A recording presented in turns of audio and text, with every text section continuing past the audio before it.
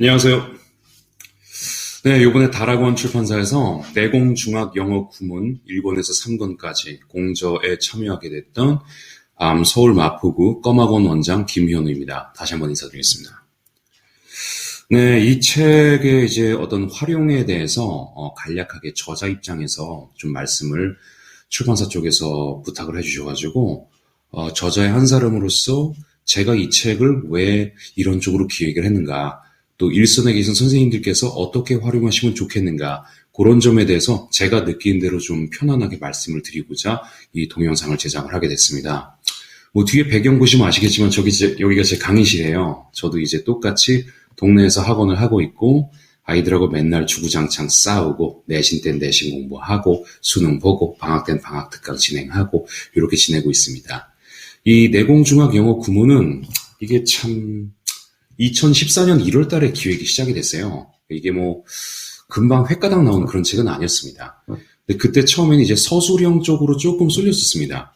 뭐 기억하시는 분들은 기억하시겠지만 그 당시에 이제 니트형 수능이다 얘기 나오고 니트 완전 없어져 버리고 그러한 어떤 입시 제도적인 문제들이 좀 있었고, 또 이제 수행평가의 점수 반영이 점점 더 높아지는 그런 상황에서 이제 결국 수능에서 영어 영역이 현재 고2이자 내년에 고3이 되는 학생들부터는 절대평가가 되었기 때문에 수능이 조금 쉬운 수능 기조로 나올 것이다.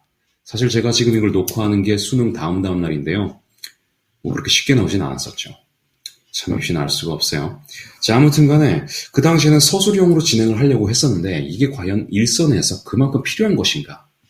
저도 이제 강사로서 제 업무 시간의 90% 이상을 보내는 사람이다 보니까 서술형은 치명적인 단점이 있어요. 채점하기가 굉장히 귀찮습니다. 이게 그러면 편하게 수업을 하면서도 애들한테 좀 도움이 될 수 있는 게 뭘까? 가만 생각해 보니까 예전에는 뭐 좋아하는 사람이 있으면 편지를 썼고, 그 다음엔 이제 싸이월드에서 뭐 그 사람의 홈피를 방문하고 글을 썼고, 인터넷 홈페이지를 만들었다가 점점점 짧아져서 트위터, 페이스북 이런 거 보면 글이 굉장히 단문화되어 있지 않습니까? 점점 더 사람들이 읽는 게 짧아지고 있죠. 안 그래도 엊그제 수능 국어 영역이 너무 지문이 길어서 그런 비판하는 내용도 나왔습니다만, 하지만 제가 생각할 때는 이 디지털화되는 세대에 있어서 영어 학습법적인 방법론적인 얘기에서는 이 구문을 통한 학습이 굉장히 효과적인 학습 방법이 아닌가, 저는 그렇게 생각을 합니다.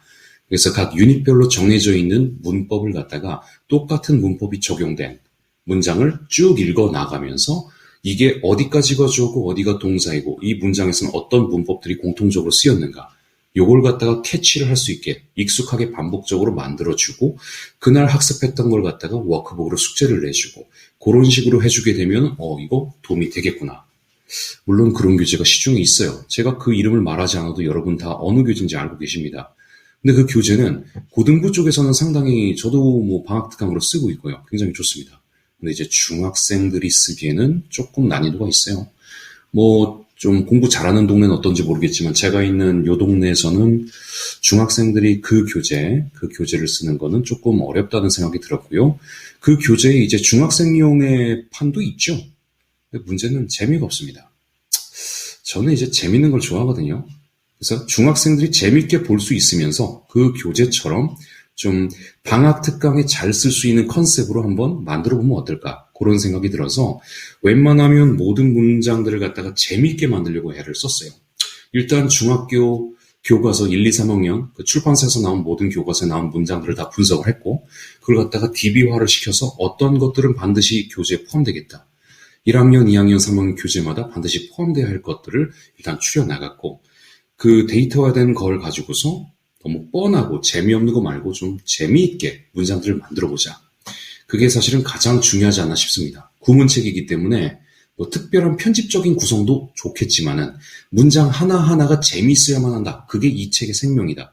저희는 그렇게 판단을 내렸고, 그래서 웬만하면 재미있게 문장을 만들려고 애를 썼습니다. 이 책을 접하시게 되면 아마 그 저희의 노력이 느껴지실 거예요. 문장 하나하나 허투루 지나가게 안 하려고 무진장 애를 썼어요. 굉장히 재미있게 만들려고 애를 썼고, 뭐 그 문장이 노래에서 나온 거다. 그러면 그 가사 중에 한 줄을 갖다가 문장으로 줬다. 그러면 옆에다가 QR코드를 집어넣어가지고 애들이 찍어가지고 직접 들어볼 수도 있게 해놨고, 또 얽힌 이야기가 있으면 그 이야기도 좀 풀어서 해줬고, 그리고 이게 결국에는 독해 문제를 풀러가는 도중에 문법과 독해 사이에 이 구문이 있다라고 저희는 정의를 내렸고, 그러한 의미에서 구문에서 독해로 가는 길을 평탄하게 한번 만들어보자, 그런 고민이 있었습니다. 그래서 일단 이 책의 구성 쪽 보시면요, 1학년, 2학년, 3학년으로 구성이 돼 있고, 학년이라는 글씨는 안 넣었어요. 그러니까 1권, 2권, 3권으로 개념으로 접근을 해서 학생의 레벨이 또는 잘하는 동네 학원이다, 그러면은 뭐 1학년이어도 3권 볼 수 있지 않겠습니까? 자, 여기 고리 문장. 저는 그 각각 5명의 공조자가 맡은 역할이 있었지만은, 저는 이 고리 문장이 제 책임이었어요. 나중에 다락원 홈페이지에 가보시면은 이러한 부가 자료들은 다 제공이 될 거예요. 애들 숙제 빡시게 내줄 수 있는 거. 본 책에 워크북은 뒤에 책 속의 책으로 들어가 있고, 그거 외에, 워크북 외에 단어 목록, mp3 파일, 영작 연습, 해석 연습, 그 단어 테스트지, 이런 것들은 제공이 될 거예요. 그리고 이제 화면에 띄워놓을 수 있는, 지금 보시는 이런 파일과 같은 화면에 뜰 수 있는 것도 제공이 될 거고요. 뭐 다른 거는 교재들 많이 보시니까 설명 필요 없을 것 같고, 일단 목차 보시면요, 지금 1권인데 Chapter 1부터 Chapter 13까지 돼 있고 총 59 유닛으로 구성이 돼 있습니다. 근데 이게 챕터이 어떤 데는 이제 동명사 한 단원, 부사 한 단원 이렇고, 또 어떤 단원은 이렇게 길게 나갈 수밖에 없는 그런 구조가 좀 있죠. 이 구문 활용 독해가 총 4개가 들어가 있어요. 이 구문 활용 독해를 제가 사실은 학원에서 수업하다가 가려운 부분을 좀 긁기 위해서 이 컨셉을 좀 기획을 한 측면이 있기 때문에 저는 이걸 방학 특강, 겨울 방학 특강으로 조금 생각을 했어요. 그래서 예비 중1, 1권이 예비 중1용, 2권이 예비 중2용, 3권이 예비 중3용, 뭐 학생의 난이도에 따라서 여름방학에 할 수도, 아니면 정규 교재로 편성도 가능하겠지만, 그래서 방학 특강으로 짜기 위해서 겨울방학 8주로 저는 항상 잡습니다. 그럼 8주로 잡는다면 지금 독해가 4개가 들어가 있기 때문에 유닛 1부터 이 첫 번째 독해 있는 데까지를 8주 과정으로 원비 책정을 한다면 여기를 2주에 걸쳐서 나가면 8주가 나오겠죠. 아니면 4주만 특강을 진행을 한다면 독해 나갈 때까지 한 주씩 단원 진도를 편성을 해가지고 그 수업 시수에 따라가지고 조합을 하면은 괜찮을 것 같습니다. 자, 일단 저랑은 여기 1과 먼저 한번 볼게요. 지금 8페이지라고 돼 있으니까. 펼칠면으로 왼쪽 면과 오른쪽 면으로 유닛 하나가 구성이 됩니다. 지금 챕터 1의 유닛 1, 제일 첫 과죠. 그래서 중학교 1학년 제일 처음에 배울 수 있는 비동사의 현재형 먼저 나와 있습니다. 대표 문장 2개는 가장 모범적이고 변수가 별로 없는 그런 것들로 모범 문장들을 넣어줬고, 요 유닛에서 필요한 부분에 이렇게 중요한 그 배경 색깔 표시를 해줬습니다. 저는 이제 구문 수업할 때는 SVOC를 다 쓰도록 시켜요.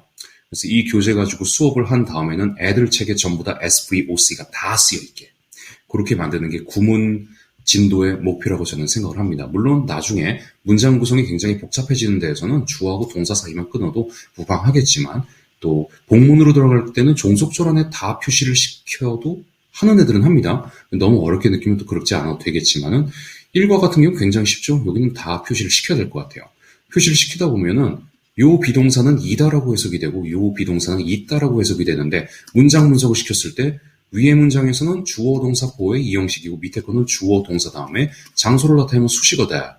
보어가 있으면 이다로 해석되고 보어가 없으면 있다라고 해석되는구나. 그래서 학교에서 배우는 5형식론에 입각해서 이런 걸 2형식이라고 부른다. 이런 걸 1형식이라고 부른다. 이런 식으로 다 모든 문장을 다 분석을 시키는 거죠. 주의가 필요한 부분에는 주의 표시가 들어가 있고 거기에 빨간색으로 표시를 해놓고 설명이 들어가 있습니다. 물론 지금 여러분들이 화면에서 보시는 거는 교사용 자료이기 때문에 해석 파란 글씨가 다 들어가 있고요. 애들 보는 책에서는 파란 글씨 해석은 지금 다 빠져있는 상태가 되겠죠.